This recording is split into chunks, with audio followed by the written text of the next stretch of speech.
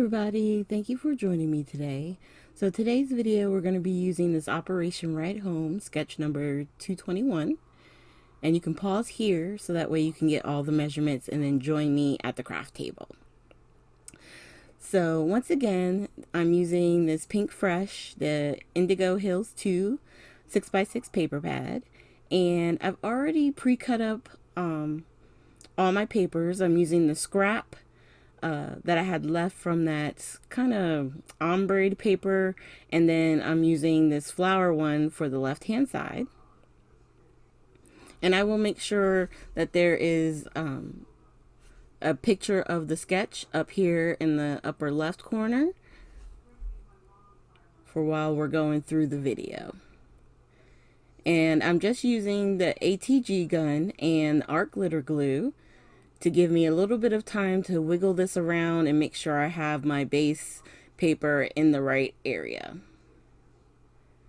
All right, and then we're going to go ahead and start layering our papers. And for a lot of people, I think some use one or the other as far as the ATG tape and the art glitter glue. You can, if you're happy with it, go for it. But for me, I like having a little bit of extra time to move stuff around if I need to. And I like the extra hold having both does, because it's never good when you go back or you're visiting someone and they still have your card up and you can see parts of the edges like peeling up. It's not a fun feeling. So for the right hand side, I'm going to start with my upper corner piece, because I don't know if you guys have these type of problems, but when they have these different like squared pieces, sometimes I can never get it even and it's really quite annoying. So I'm trying to keep the pattern going in the right direction. That's why I use the ombre, so that way I can match up my colors to know I'm putting the right piece in the right spot. And then as I measure to put the last piece, I realize, okay, I need a little bit more room. So I just slide down the middle piece so that way I have equal distance between the top piece and the very bottom piece. I'm just making sure it's straight and even. All right, and then we're going to attach the bottom square. And for this particular sketch, I didn't mat each individual piece. Instead, I found it was easier just to use one large mat and then add the different size pieces right on top. I'm sure if you wanted to, you probably could have just taken the different pieces and did mats around each one and then laid it down kind of like individual squares. And I may try that on, like, do this pattern again and do it that way. For my sentiment, instead of adding a piece of paper, I just wanted to add the thank you right into the bottom right hand side. And on this card, I'm bringing it up some. You'll see on my test card I had it down a little bit further, but I figured going in the middle is a little bit better for this one, since it's just a solid color. And that's one thing that you can always do too. You don't have to add additional paper for a sentiment. Sometimes if the pattern paper is light enough, you can stamp right on top of it.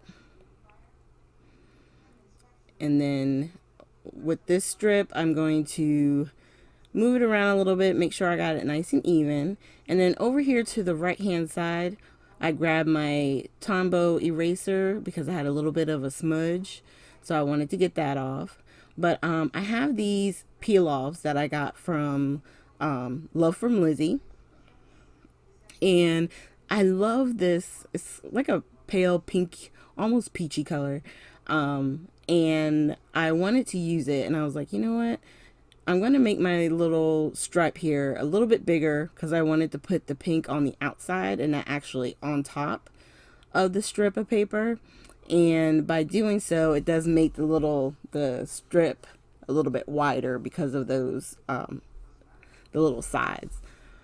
But I like how this turns out. And had I thought ahead of time, I could have put everything together on the mat first and then wrapped the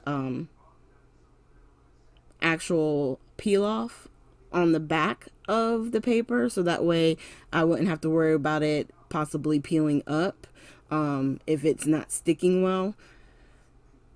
Like I said, hindsight being 2020. If you're worried about that, it's the same thing with your ribbon, with anything that you're putting on top.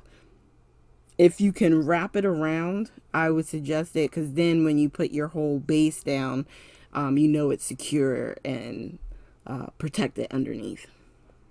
Now for on top of the strip of paper, I'm grabbing this silver glitter, and we're going to put this, instead of going inside a little bit more, I'm putting it right on the edge.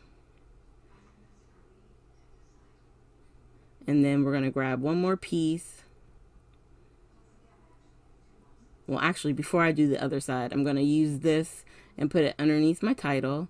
And then I was just going to do the one, but I decided to take the little piece I had left and put it right underneath, and then just trim that it's just a slight bit right there, so that way they're even on both ends. And that just gives a little bit of accent down there in, the box where the sentiment is. And then I'm going to grab one more strip to do the left hand side. I wanted to make sure they were the same width, because the one thing about these peel offs that I like is you get all these different sizes. So you get like the widest one, which really isn't that wide. It might be like, let's say, 1/8 of an inch, and then like the next smallest one is like a 1/16 of an inch. Like there are tiny little accent strips that can really just give a little bit of something to a card, or you can even use them on layouts too, but I think they're just super cute and fun. And then now for some splatter.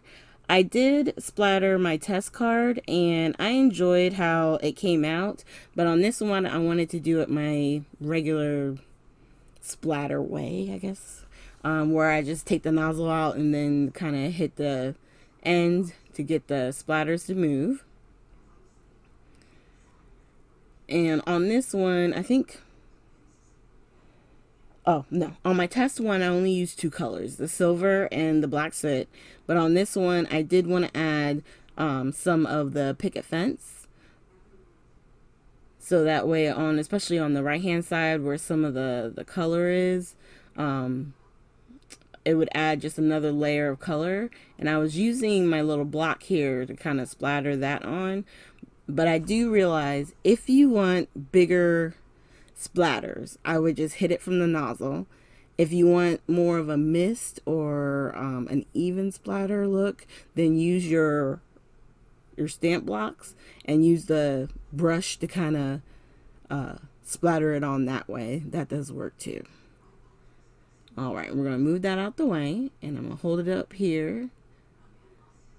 And the card is finished. Now this is the first one I did, and like I said, I used more of the silver on that one, and not as much of the black, but I really liked how it turned out. I liked using the pattern papers, and then trying something new with not new, but stamping right on the pattern paper itself.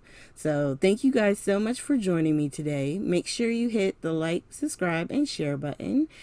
And at the end here, I'm going to have links to previous Friday sketch videos. Thanks again, you guys, and have a great weekend.